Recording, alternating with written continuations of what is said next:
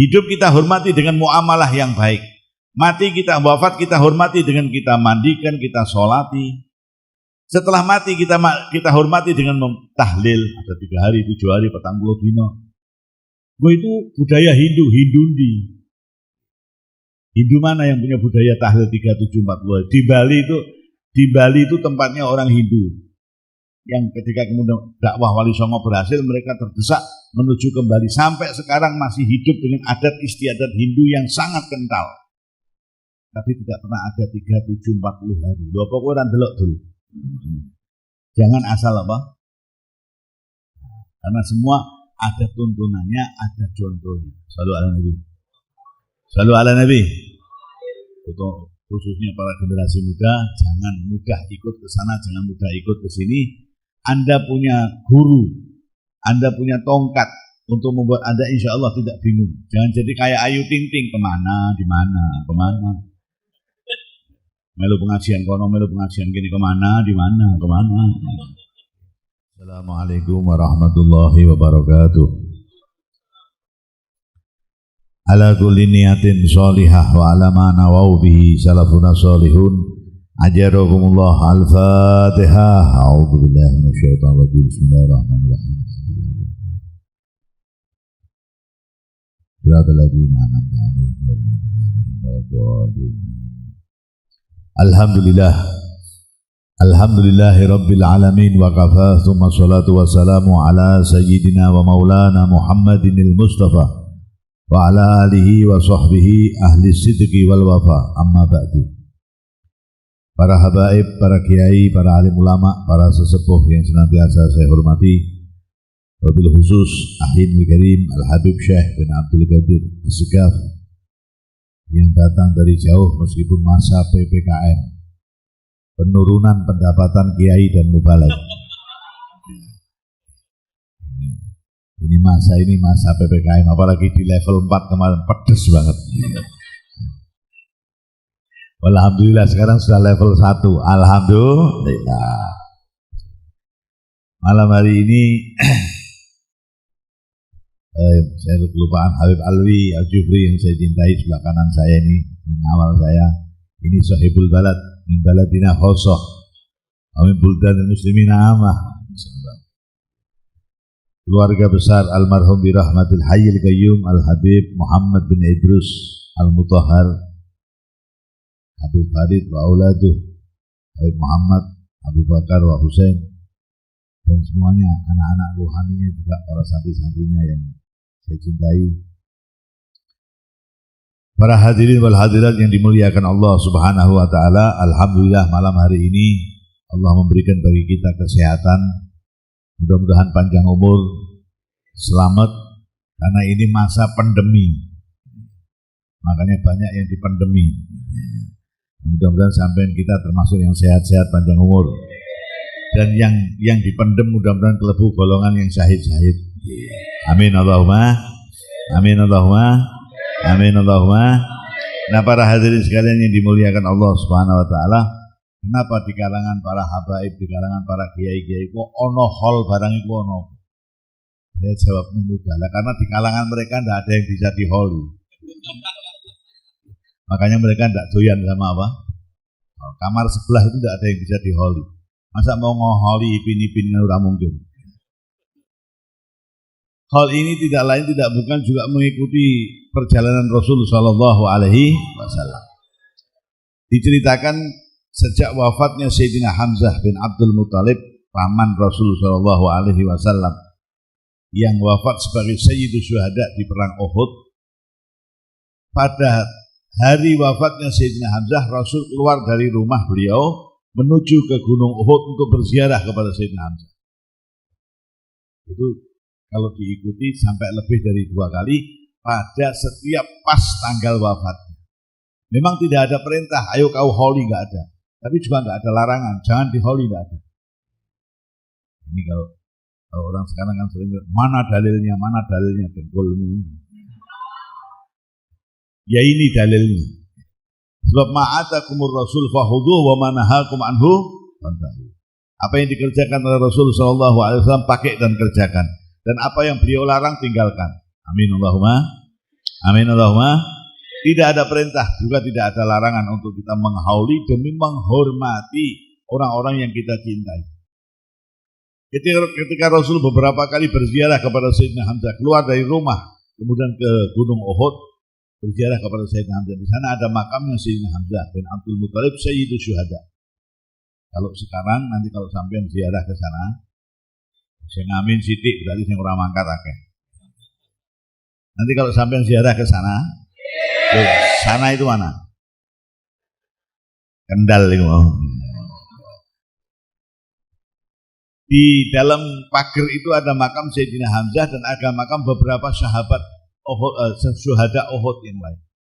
Apakah mereka aslinya dimakamkan di situ? Enggak.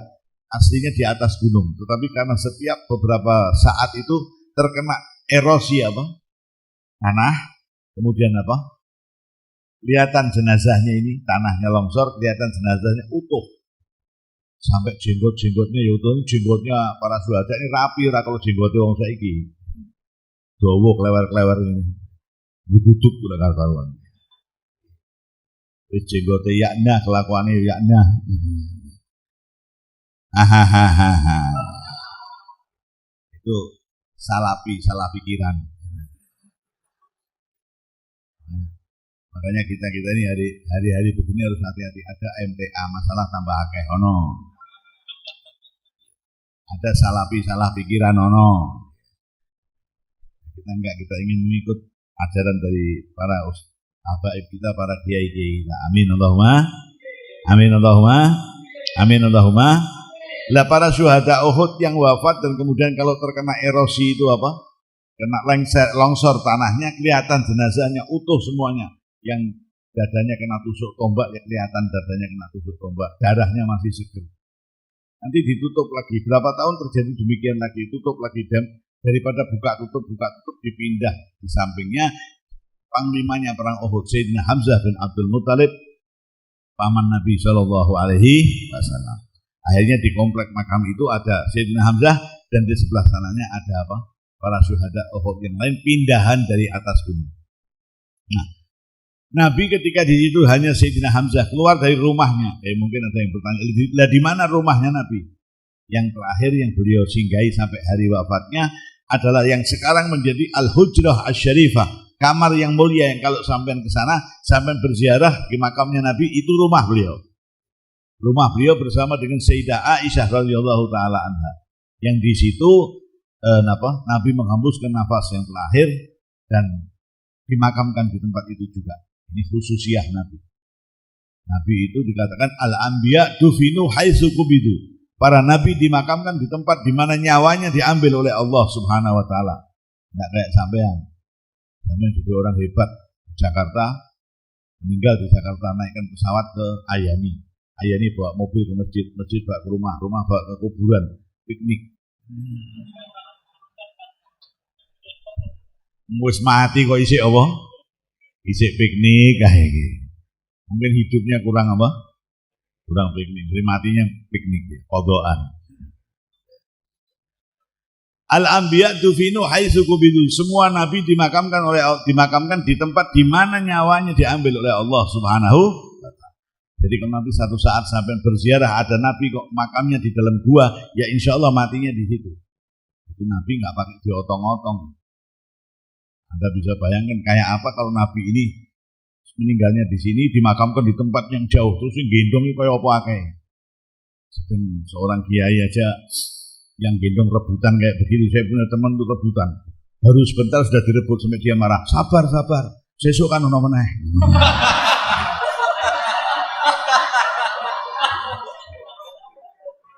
Ono sesuk ono meneh berarti mau mati meneh. Semoga panjang umur semuanya. Amin Allahumma. Amin Allahumma. Jadi Nabi di wafatnya di situ, ya makamnya di situ. Kalau ada yang makamnya di atas gunung, ya insya Allah wafatnya di situ. Seperti Nabi Allah Musa alaihi salam, itu riwayatnya ada dua makamnya. Satu di Yordania di atas gunung, yang satu di perbatasan Israel. Sudah pernah ke sana?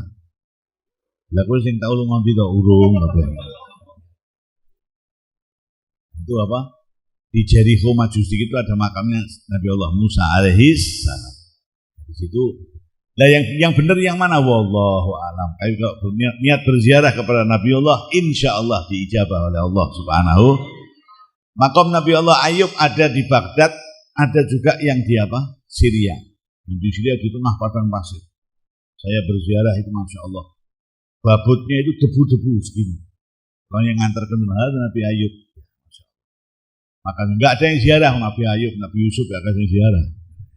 Yang ziarah jarang sekali Nabi Ayub. Tapi ada juga di sekitar Baghdad. Bahkan di Baghdad itu dikatakan ada sumurnya. Yang dikatakan sumur itu untuk memandikan airnya, airnya untuk memandikan jenazahnya Nabi Allah Ayub alaihissalam. Itu sumur yang antri untuk mengambil airnya juga banyak. Untung ora konangan Wahabi.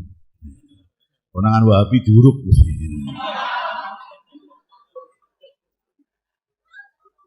Segala sesuatu syirik.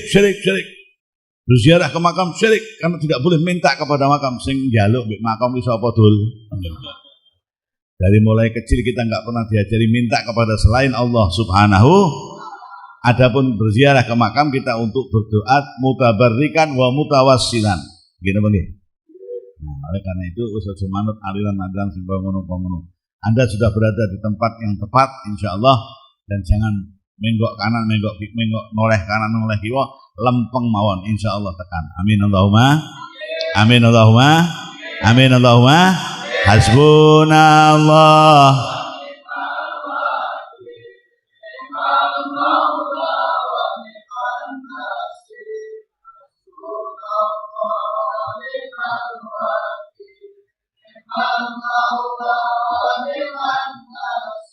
Lah makam Nabi ada yang di sana, ada yang di sini, yang benar yang mana? Wallahu a'lam. Karena makam Nabi yang mutawatir, tidak ada perbedaan pendapat, hanya Nabi Muhammad sallallahu alaihi. Semua ulama dari golongan madhab manapun akan mengatakan makamnya ya di Madinah, ya sudah yang itu. Gak ada yang pernah bilang oh makamnya di desa Mijen, gak ada. Atau mungkin di Solo dekatnya Habib Syekh, gak ada. Makamnya di Madinah, nggak ada perbedaan pendapat. Itu hanya makam Rasul Shallallahu Alaihi. Yang mudah-mudahan Allah memberikan kita kemudahan untuk bisa berziarah ke sana. Amin Allahumma. Amin Allahumma. Ya Rabbi salli ala Muhammad. Ya Rabbi salli alaihi wasallim. Ya Rabbi.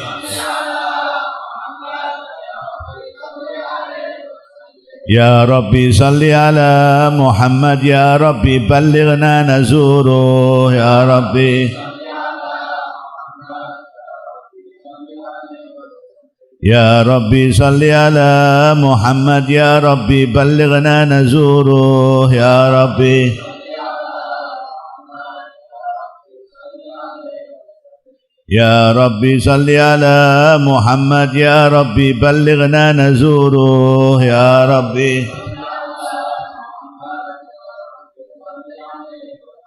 Nah, rumah beliau ya di kamar itu. Maka beliau dimakamkan di situ. Dan apa? Tadi saya bilang al-anbiya dufinu haitsu qubidu. Para nabi dimakamkan di tempat di mana nyawanya diambil oleh Allah Subhanahu wa taala. Ketika kemudian kok bisa dimakamkan, kok bisa Nabi wafatnya di situ? Sebelumnya Sayyidah Aisyah radhiyallahu taala anha telah mendapatkan isyarah melalui mimpi. Di mimpi itu ada maknanya. Cuman ya jangan sembarangan dijalukno tafsir kepada orang sembarangan. Karena sekarang ini tiap kampung ada orang yang ahli tafsir. Ahli takwil mimpi banyak. Dulu orang khusus, sekarang tiap kampung ada. Saya kok mimpi kucing nabrak ember. Oh kucing sikile papat ember bunder berarti 4-0. Wah. Rusak kabeh biasanya. Ada orang yang gila nomor kayak begitu itu bahaya. Sowan kepada kiai minta nomor, dimarahi oleh kiai. Kurang ajar kiai kok dimintain nomor, dilempar sandal, malah alhamdulillah. Nomornya sandal diselok. Ini berat. Insya Allah sudah kita mudah-mudahan selamat dari penyakit kayak begitu. Amin Allahumma. Amin Allahumma. Amin Allahumma. Nah, ini apa? Sayyidah Aisyah bermimpi bahwa di dalam kamarnya itu kemasukan rembulan 3. Yang satu besar sekali dan padang, yang dua ini padang tapi kecil. Mau bertanya kepada Rasulullah bagaimana, akhirnya tanya kepada abahnya Sayyidina Abu Bakar Siddiq radhiyallahu taala anhu. Karena memang Sayyidina Abu Bakar ini ahli takwil. Sayyidina Abu Bakar ini ahli takwil, sudah terkenal. Dan Nabi pun pernah mengiklankan, menyampaikan kepada para sahabat dengan isyarahnya bahwa kalau nanti saya nggak ada urusan takwil kejadian, tanya kepada Abu Bakar. Di depan para sahabat, Nabi pernah menanya Sayyidina Abu Bakar, ya Abu Bakar, saya kok bermimpi saya ini menaiki tangga terpaut 3 anak tangga, kau menyusul di bawahnya. Apa maknanya ya Abu Bakar? Sayyidina Abu Bakar ketika Nabi bertanya begitu, ya Rasulullah, semua ini saya ambil dari panjenengan, kok panjenengan tanya kepada saya? Asal kau jawab, ya nanti kalau salah tolong saya diingatkan. Ya. Saya naik, panjenengan naik ke anak tangga terpaut 3 trap, saya menyusul, ya insya Allah, nuwun sewu, maaf, sampean wafat duluan, 3 tahun kemudian saya nyusul. Oh, ini takwil, di takwil itu ada maknanya. Anda kalau urusan takwil begitu, tanya kepada Habib Alwi, ini ahli takwil. Takwil tak jawil tadi. Ini apa? Sayyidina Abu Bakar Siddiq. Dan ketika terjadi di Haji Wada Nabi, ayat Al-Quran turun, al-yawma akmaltu lakum dinakum wa atmamtu alaikum ni'mati wa raditu lakumul islama. Itu semua sahabat gembira, tapi Sayyidina Abu Bakar menangis. Ketika ditanya, wahai Abu Bakar, apa kau nggak senang agama sudah disempurnakan oleh Allah? Sudah nggak ada aturan baru lagi, nggak ada ini lagi. Kenapa kau nggak senang, kau malah menangis? Dijawab oleh Sayyidina Abu Bakar, cara saya melihat dengan cara kau melihat berbeda. Kau melihatnya bahwa dengan agama telah disempurnakan, berarti sudah tidak ada apa? Aturan baru, nggak ada begini, nggak ada begitu. Tapi cara saya melihat, kalau agama sudah disempurnakan, berarti nggak lama lagi Rasulullah yang diperintah oleh Allah untuk menyampaikan agama ini juga akan dipanggil oleh Allah Subhanahu wa ta'ala. Iku sing gawe aku nangis. Shallallahu alaihi Nabi. Shallallahu alaihi Nabi. Jadi pikirannya Sayyidina Abu Bakar ini jauh ke depan, cerdas. Kalau ibarat orang sekarang bukan hanya berpikir tentang kekinian, tetapi juga tentang keakanan.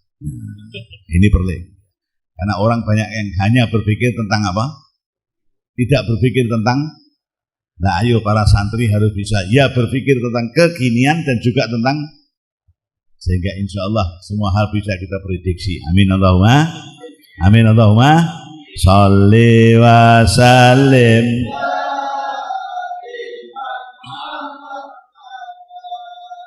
Shalli wa sallim.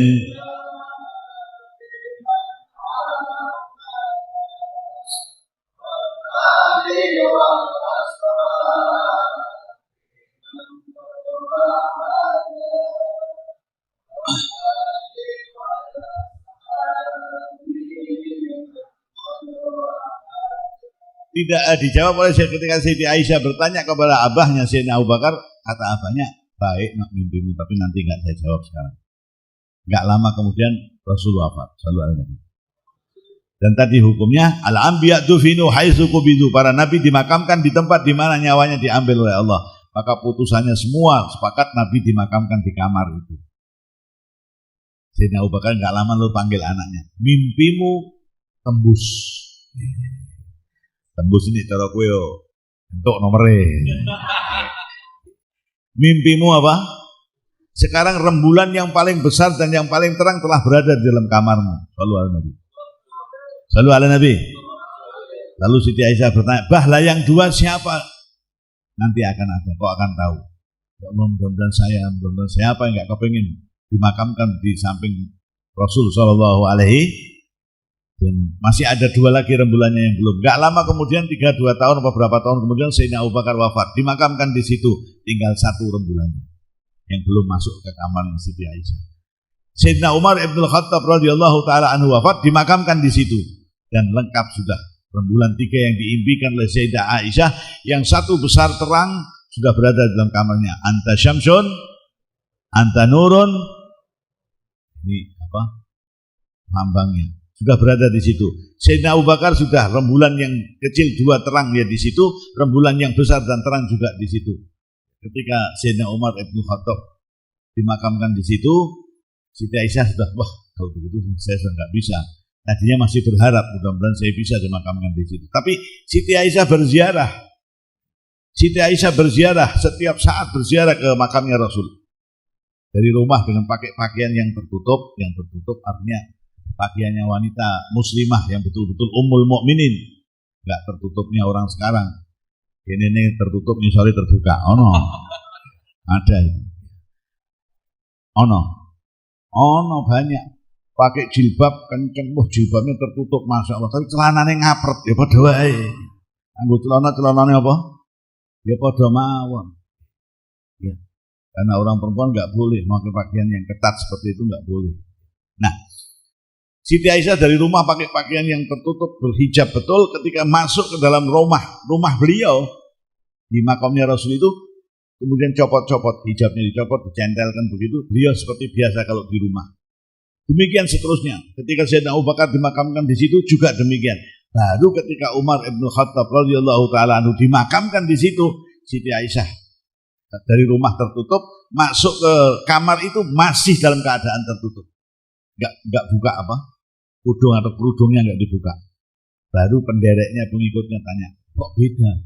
Dulu sampean ketika ziarah selalu masuk kamar kemudian pakai pakaian seperti di rumah. Lah ini kok seperti kalau di luar? Dijawab oleh Siti Aisyah, dulu yang dimakamkan di sini ada Rasulullah dan itu suamiku. Saya pakai pakaian biasa enggak apa-apa. Dan setelah itu adalah Abu Bakar Siddiq, itu ayahku. Dan sekarang ada Umar ibn Khattab. Umar ibn Khattab itu orang lain. Saya malu kalau sampai saya tidak pakai apa? Pakaian yang tertutup. Anda lihat akhlaknya Sayyidah Aisyah Ummul Mukminin sampai berziarah pun malu kepada sahibul makam yang bukan muhrimnya. Masya Allah. Shallu ala Nabi. Shallu ala Nabi. Shallu ala Nabi. Nah ini maknanya apa? Dari kisah ini bisa diambil makna cerita. Satu, bahwa Siti Aisyah juga berziarah. Jadi kalau ada golongan-golongan anyar sekarang kayak gak seneng ziarah, modaro kok tak ziarah itu. Nggih. Nomor dua, bahwa orang yang kita ziarahi tahu bahwa kita datang. Nyatanya Siti Aisyah malu kalau Sayyidina Umar itu lihat. Padahal Siti Aisyah ini ummul mukminin dan terkenal apa? Cerdas. Kok malu kepada Sayyidina Umar? Sayyidina Umar sudah makam, sudah wafat, sudah jenazah. Berarti melihat yang datang. Kalau begitu kita berziarah hati-hati. Kau berziarah ke makamnya aulia, ke makamnya para solihin, hati-hati. Sikap kita, pakaian kita, ojo sembarangan. Sementara kita lihat ada orang-orang yang berziarah, masya Allah, atasnya tertutup, udle ketok, ya podo ae. Kalau itu keluarga kita, saudara kita, ayo kita ingatkan bahwa yang kita ziarahi al-auliya wa sholihin itu melihat kedatangan kita. Dan gak pantas kalau kita pakai pakaian yang orang genah. Alhamdulillah. Sehingga insya Allah ziarah kita akan menjadi ziaratan maqbulah. Amin Allahumma. Amin Allahumma. Nah, para hadirin sekalian yang dimuliakan Allah Subhanahu wa taala, ketika Kanjeng Nabi SAW setiap hari wafatnya Sayyidina Hamzah berziarah ke makam, dari rumah keluar berziarah, itu maknanya apa? Memperingati kematian orang yang kita cintai, yang kita hormati pada setiap tahun. Boleh. Mau dibilang kol apa susu apa elef apa silahkan. Tetapi esensinya adalah kita berziarah kepada orang yang kita cintai pada setiap tahun, pada apa? Hari wafatnya. Seperti Rasul berziarah kepada Sayyidina Hamzah, Sayyidus Syuhada, bapak paman beliau yang sangat beliau hormati dan sangat mencintai serta membela Rasul sallallahu alaihi wasallam. Nah, malam hari ini putra-putra paman saya, Habib Muhammad yang di Holi ini, adik abah saya. Jadi Habib saya sama saya ini bukan orang lain.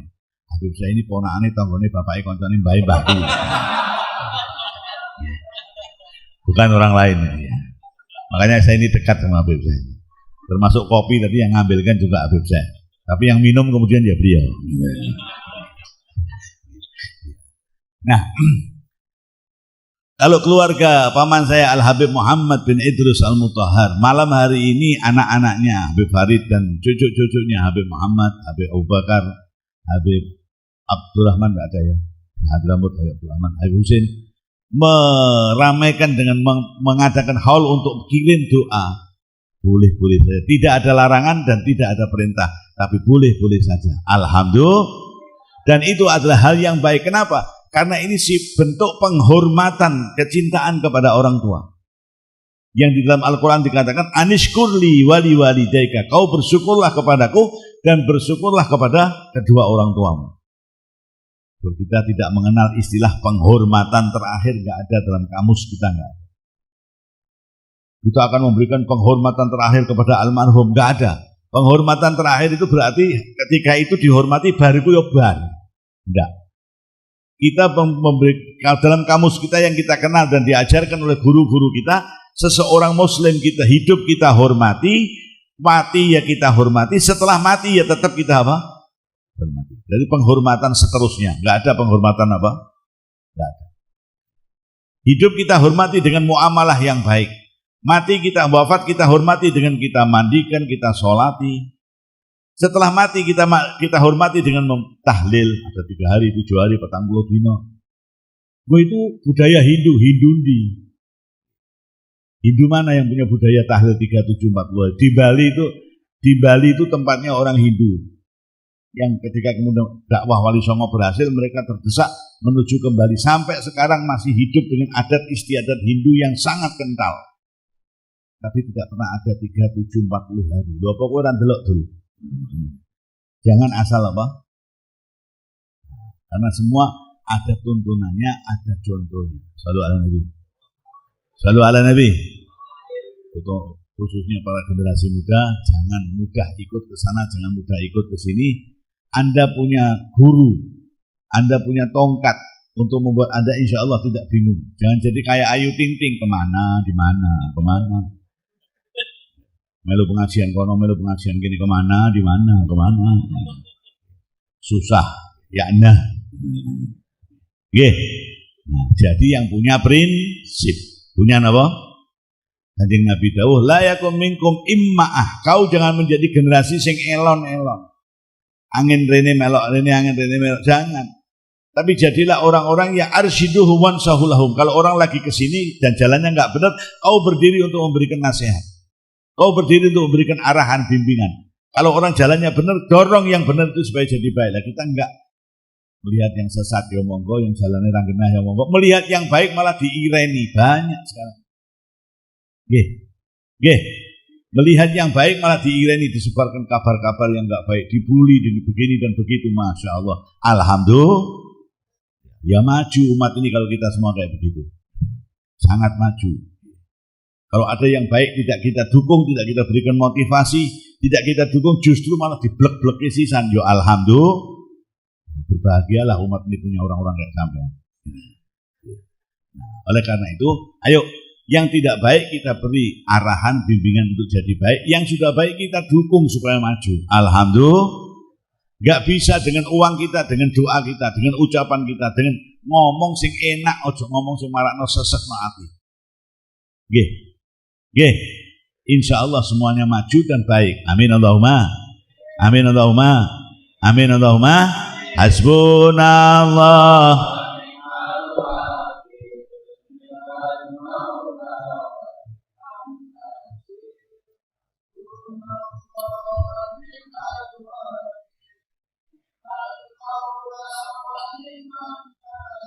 Lalu hikmahnya apa kita kok berbaik-baik kepada orang tua, memberikan penghormatan seterusnya. Loh, jangankan itu orang tua kita, jangankan itu orang yang kita cintai, yang punya jasa dalam kehidupan, orang yang punya jasa dalam kehidupan bermasyarakat. Maaf saya sering mengucapkan, lek jumadi wae itu setelah wafat tetap kita hormati. Lek solikin ya kita hormati. Apalagi orang yang punya jasa dalam kehidupan, jasa di masyarakat. Oleh karena itu, hal-hal yang kayak begini sebaiknya dicontoh oleh para anak-anak untuk menghormati orang tuanya dengan memberikan kiriman doa. Alhamdulillah. Ketika kau berbaik-baik kepada orang tuamu, wabil walidaini ihsanan, ya ketika hidup ya sudah wafat, yakin Allah akan memberikan balasan. Karena hidup ini diakui atau tidak diakui, disadari atau tidak disadari, dalam kehidupan ini ada asas resiprositas, bolak-balik. Dan itu prinsip Al-Quran, prinsip ajaran kita.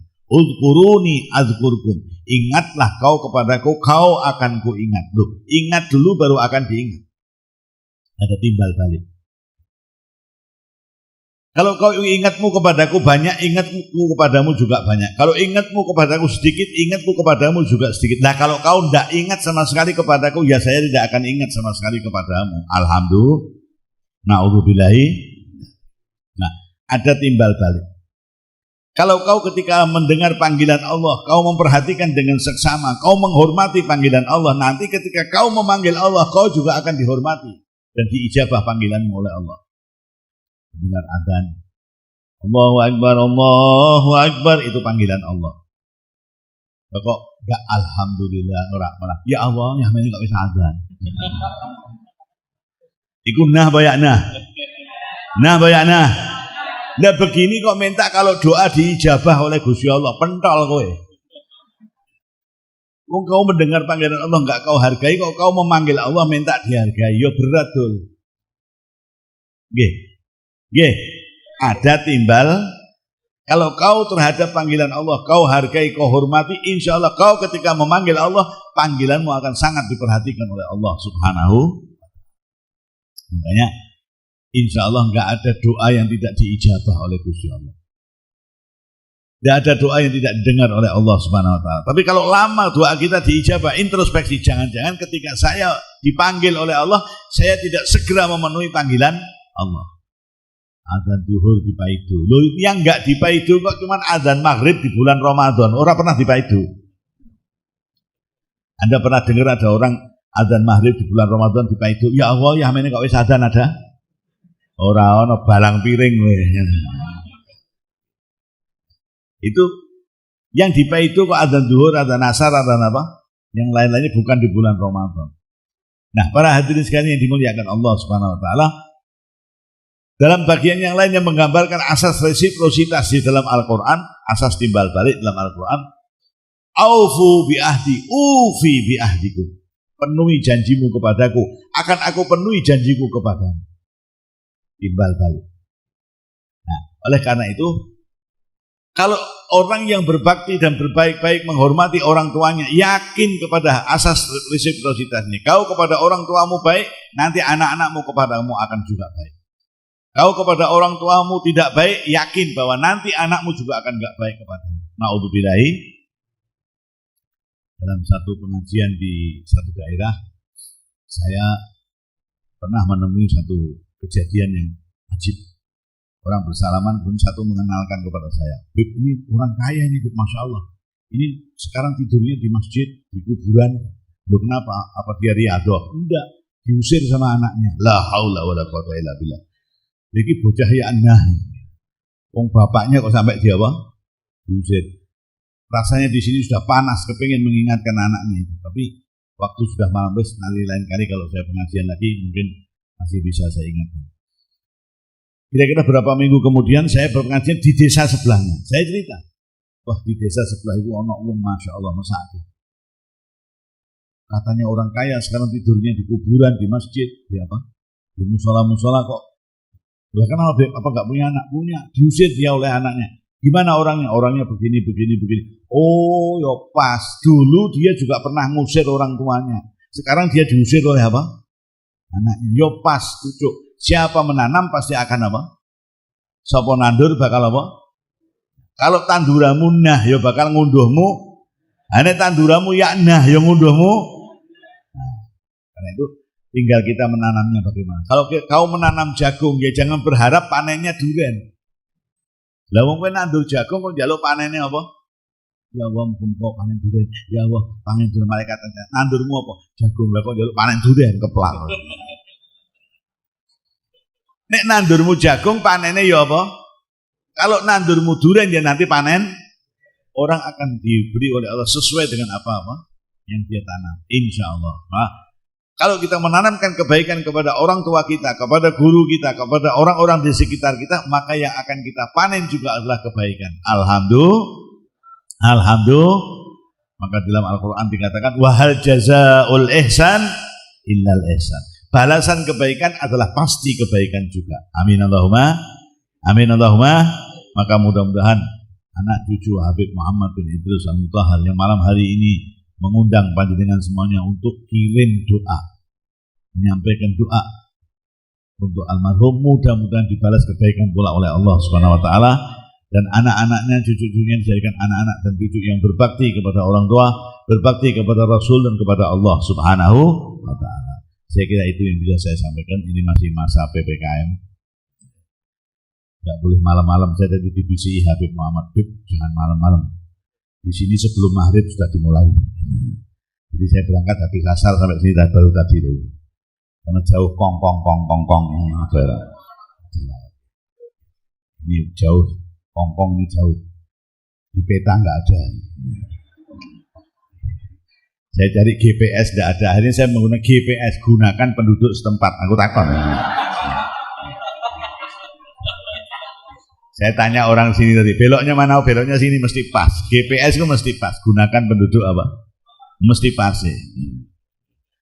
Saya kira itu yang bisa saya sampaikan, mudah-mudahan bermanfaat. Nah, doa dari apa? Habib Syekh nanti akan dibacakan doa maulid dan kita tinggal ngamini. Habis amin, mamah tamah.